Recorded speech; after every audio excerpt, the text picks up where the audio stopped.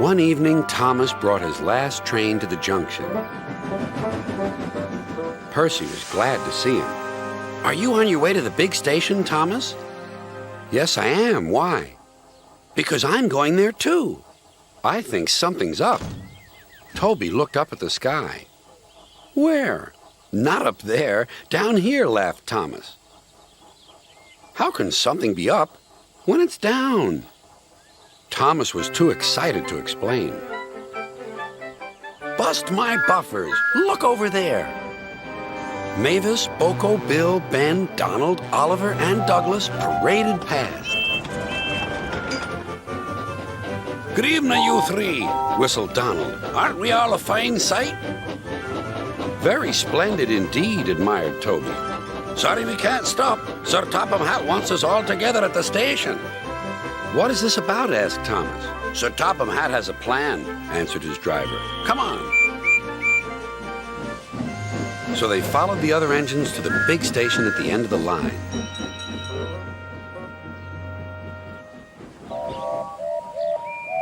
"Silence!" called Sir Topham Hatt. "I have an important letter to read from a little girl who is 5 years old." "Dear Thomas and all the engines, please can I meet you? My friends say they would like to meet you too. You could come to my house for tea, but my mommy says there aren't any railway tracks to my house. Can you come to the station instead? Thank you very much." "It seems," continued Sir Topham Hatt, "that there are many girls and boys who would like to meet you. Therefore, we are all going to the big city far away." "Hooray! Hooray!" the engines whistled. "Silence! Other engines will be working here while you're away, so please show them what to do." As Annie and Clarabelle were going to the big city too, Thomas and Oliver practiced with some other coaches.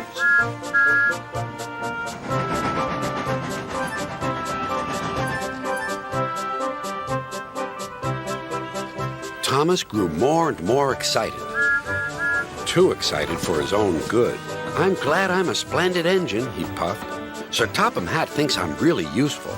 I had a race with Bertie once. I whooshed through the tunnel and stopped an inch from the buffers." Then Thomas made his mistake. "Just like this," he boasted.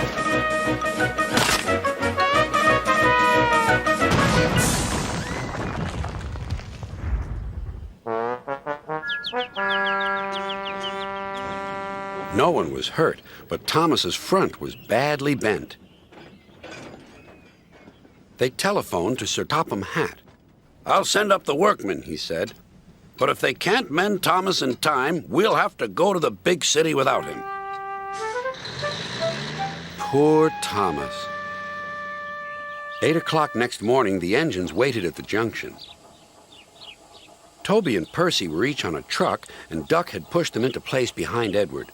Gordon, James, and Henry were waiting to lead off. They whistled impatiently. Sir Topham Hatt looked at his watch. "I'll wait one more minute for Thomas, then we have to go."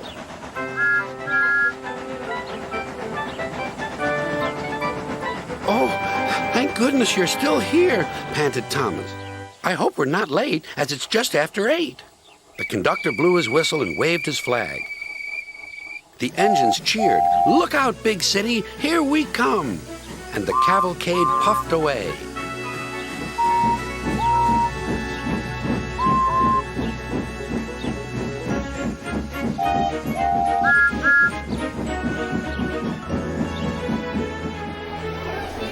Later in the big city, all the engines were lined up in a splendid shed.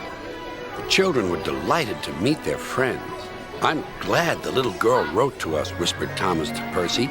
"Isn't it wonderful what happiness a letter can bring?"